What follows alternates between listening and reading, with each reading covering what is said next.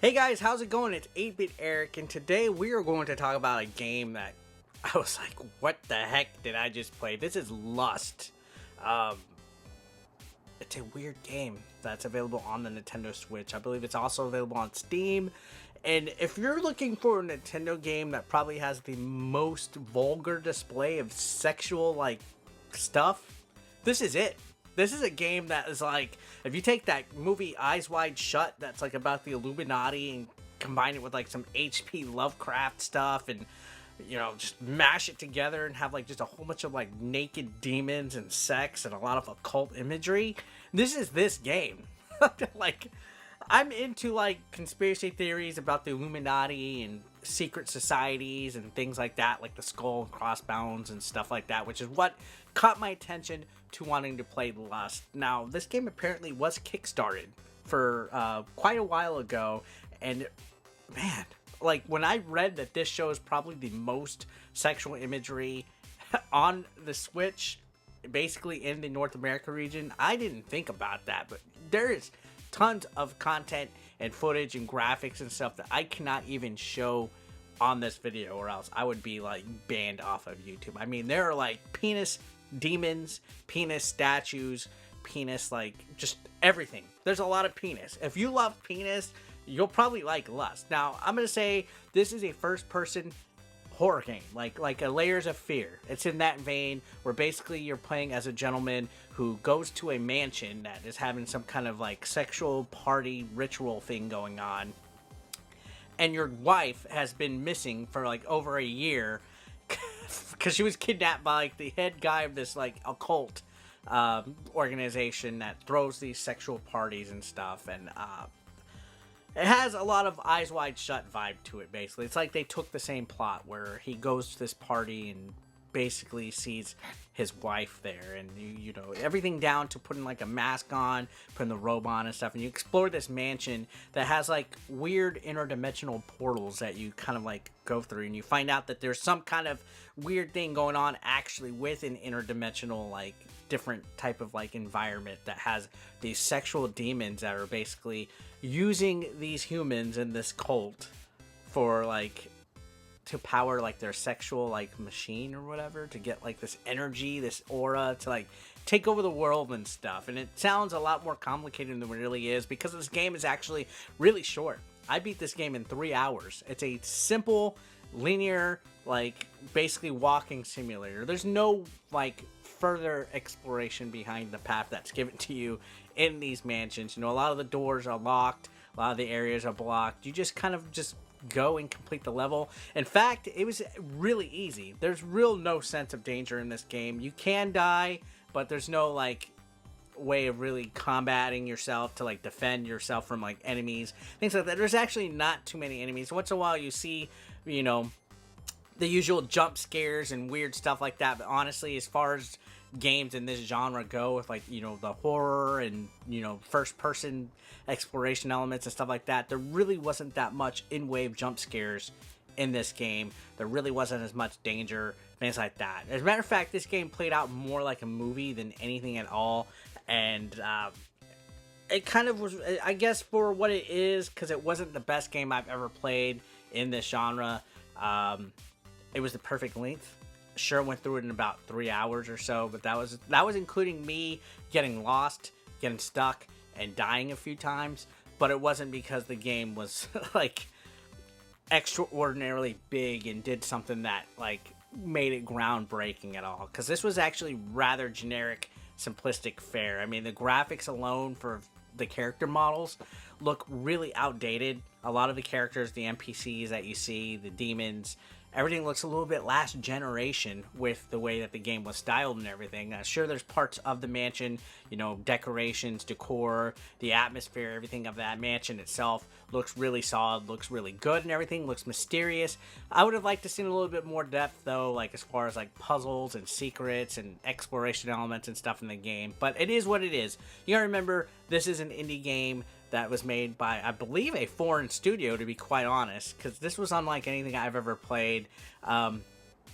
Plays a lot on the twisted and demented side of sex.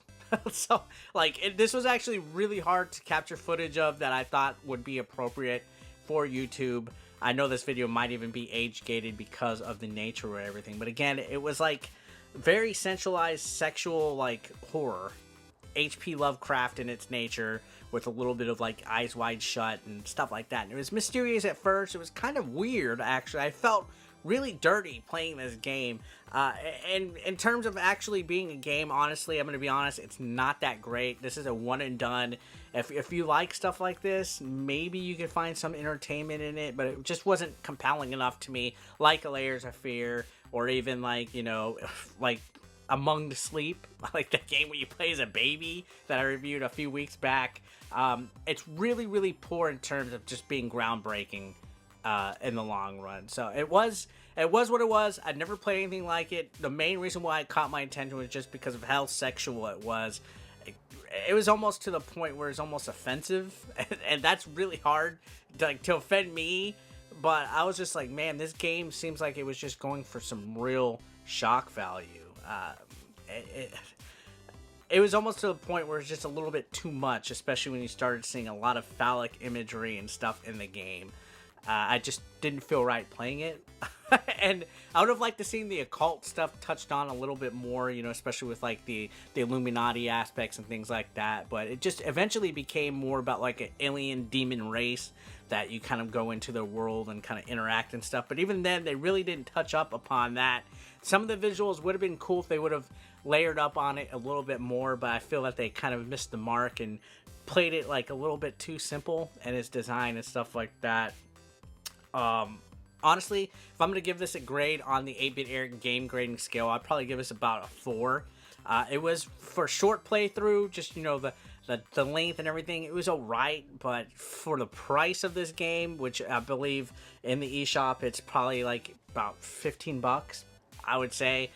Don't quote me on that, I'm probably not even sure, but I would say that this game probably is not worth the price, considering that there's a lot more better games in the eShop with the same genre. But you know, the concept is cool. Seeing, you know, the whole occult and the whole, like, you know, exploration elements of, like, you know, evil and all this stuff, and, you know, the Illuminati and everything. I would have liked to see that played up just a tad bit more. It just seemed that this game didn't innovate enough for me to consider recommending it. So I guess that's it for today's video, guys. Thanks a lot for watching. As always, if you are brand new again, feel free to throw that subscription, click that like button, and comment down below. Have you checked this game out? Is this something that you want to see? I apologize. Seriously, when I say there was a lot of dicks and sex, there was literally NPCs having sex in this game. I couldn't do a lot of footage for this game, so I didn't want to get in trouble. But you guys, trust me on this. If you want to go ahead and take an adventure, by all means, do it. If you played this game, let me know what your thoughts were about it, because I was shook. And that's it, guys. Thanks a lot for watching. I'll see you on the next one. Have a great day. Peace out.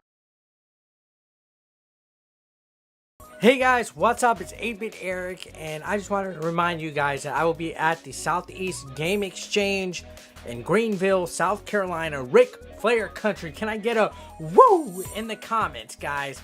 Yeah, it's going to be exciting. It's my first time going to this convention, and I love it because it's up in that dirty, dirty South. So it's going to be August 24th and 25th. It is a 2-day con. I'm going to be road tripping up that way with Jay from the Shady J Show, and we're going to be joining several other guests here. We got JLove81, we got Riff from Pixel Game Squad, we got NES Addict. We have tons of people. Who do we got? Well, let me fill you in with that info right here. So if you want to come out, we got Ed and Nuzizata. I don't know. I don't want to butcher your name, but apparently he programmed a lot of Apple II games, a lot of Saturn games, Genesis games. So he's a big wig gaming programmer. That's kind of neat. Maybe I'll bring something for him to sign. We got limited run games in the house. I'm going to be buying up all those Switch games that I missed out on. So you better be there, or else I'm going to snatch them all up, guys. We also have Olivia Mears, Taco Bell herself, will be at this convention. I'm gonna definitely get